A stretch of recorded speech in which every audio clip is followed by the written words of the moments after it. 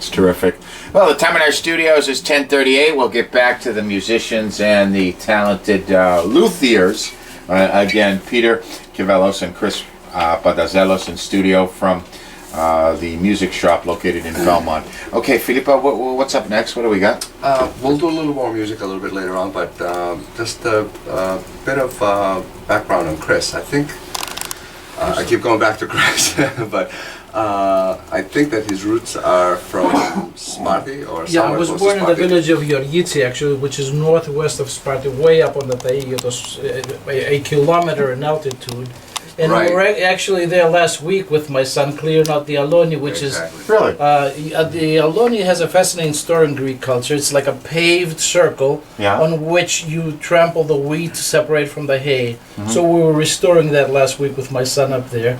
And so I was born there. I moved to the United States at age 8 first. And to make a long story short, it was 3 times back and forth. So in '78 we came over for the first time, a third time I should say, excuse me, and I've been here permanently since then.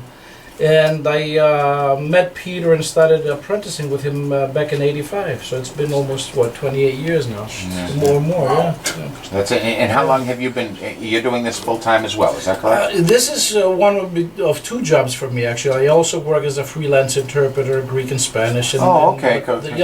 In these days with the crisis of financial... We're all multitasking, that's for sure. That's it. Yes.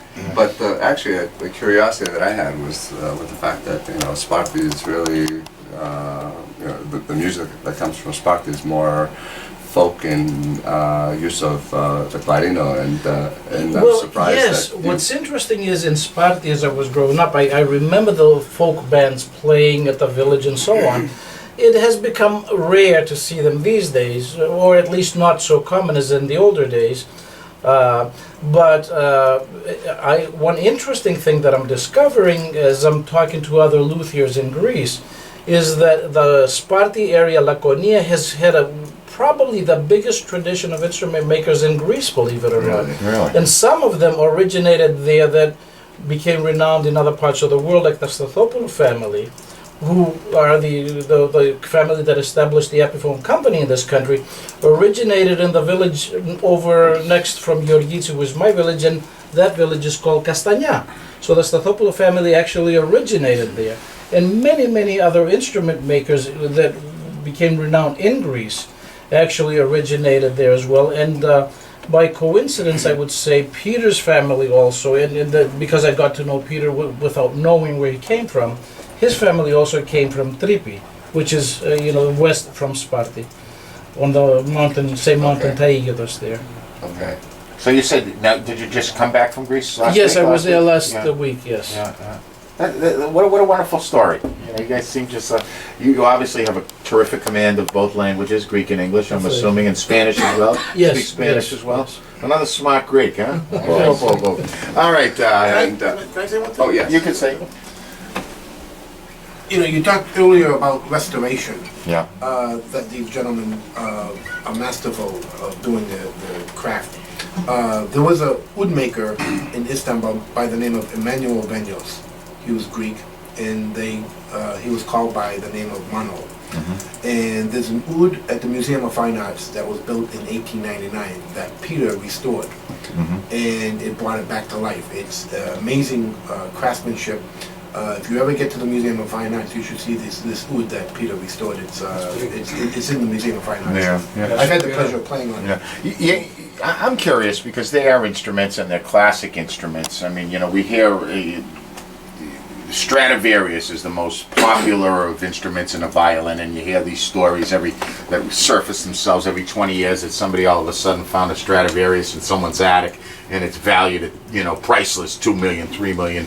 Are there any particular ouds, maybe because it's an older instrument, or bouzoukia that are one of a kind and have a priceless value? Anything on that? The history of some of these instruments? Well, because it's an ethnic instrument, obviously, you have to consider that whole genre. You know, Sure. we talk about violins. The world wants violins. Yeah, Put it yeah. This way, you know, it is the king of all the violin of all the instruments. Of all the frankly, instruments, right. As far as value goes. Yeah, so is there some Persian king that just would pay, whatever he could for whatever? Only God knows. I mean, I have heard reports of some of the very famous Arabic instruments by a particular Nahat family, for instance, of makers who made incredibly exquisite instruments.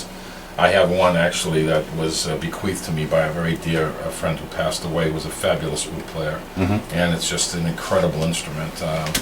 But anyway, that I have heard that an instrument not quite as nice as that sold for about $90,000, which is unheard of, you know, in the world of wood sales. Of wood sales, sure. Even the manuals that Mal was just mentioning, Manolius Venios, his very, very, very elaborate instruments that had lots of pearl and a lot of inlays and so on and so forth commanded the highest prices during his lifetime. Yeah. And I believe Chris, I have about 5 or 6 sheets from Greece, where some authorities, you know, really studied, historians, I should say, about him and his instruments and all, and found out that in the Turkish money at the time, which I don't recall it is, but it's a gold something or other, Yeah.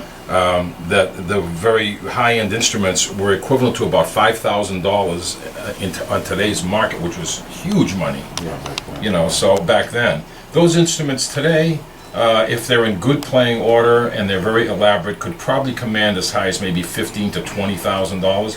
I haven't heard of any sales for any of these instruments beyond that. Beyond that, yeah. Because again, we're dealing, you know, and this is not meant as in a negative sense, with an ethnic instrument. So, you know, you have to really sit down and think, okay, I'm a professional musician. Am I going to spend $25,000 or $45,000 or $100,000 or whatever, like a violinist would, for just a really good instrument?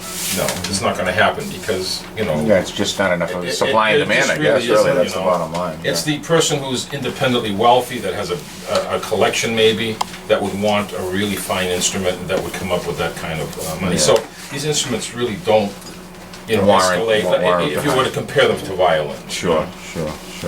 All right, let's get back to some more music. Where are we going now? Philippa? Charlie? We're going to do some Zempekia. There you go. Yep. And Mal, we're going to feature Mal on the Taksimi from the beginning.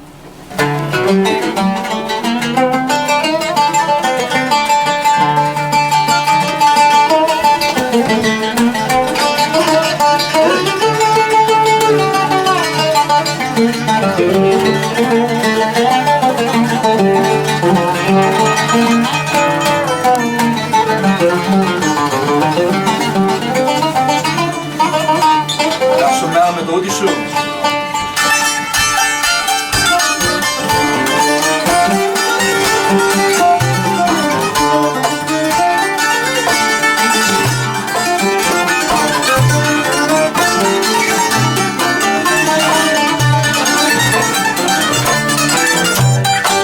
Μες στις πετελείς τα βουνά στα πεφτά τριγυρίζω.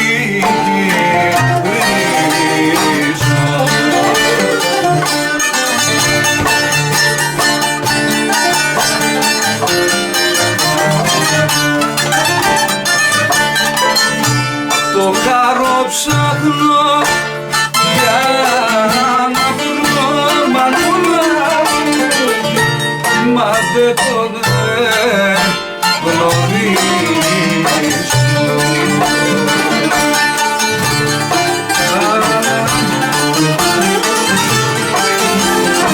Για Δημήτρη Κουτσάρατο.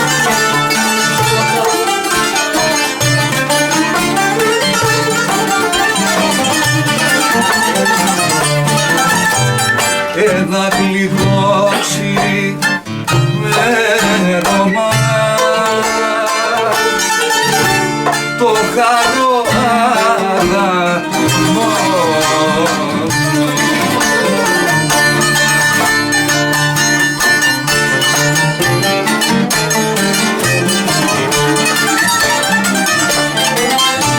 Μες στις πετελείς τα βουνά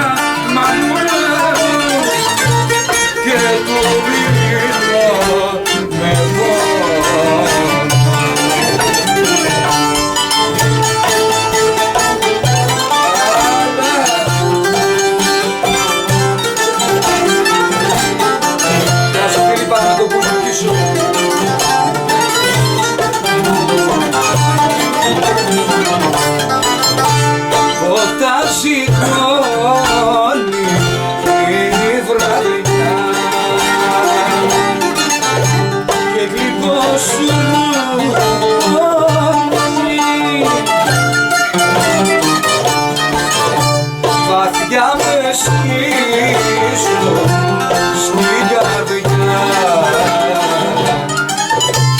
της ελπίδας μου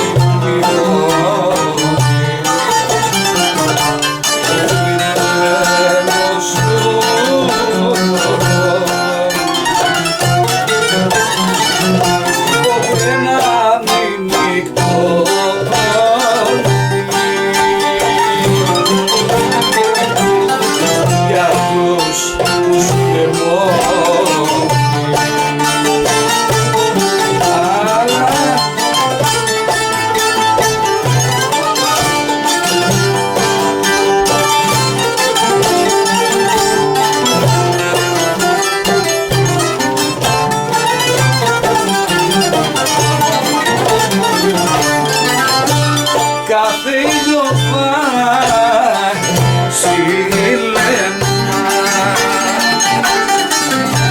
δεν ξέρω τι μου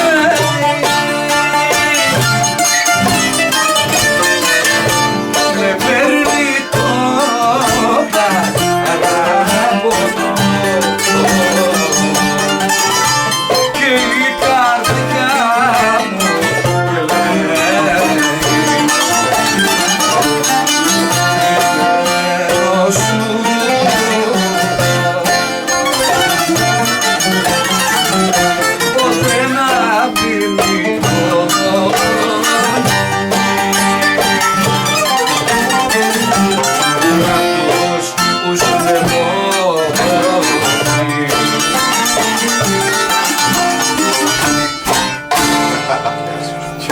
Charlie, for those of you who know Charlie McCready, he closes his eyes and he goes into this other world which is beyond atmosphere.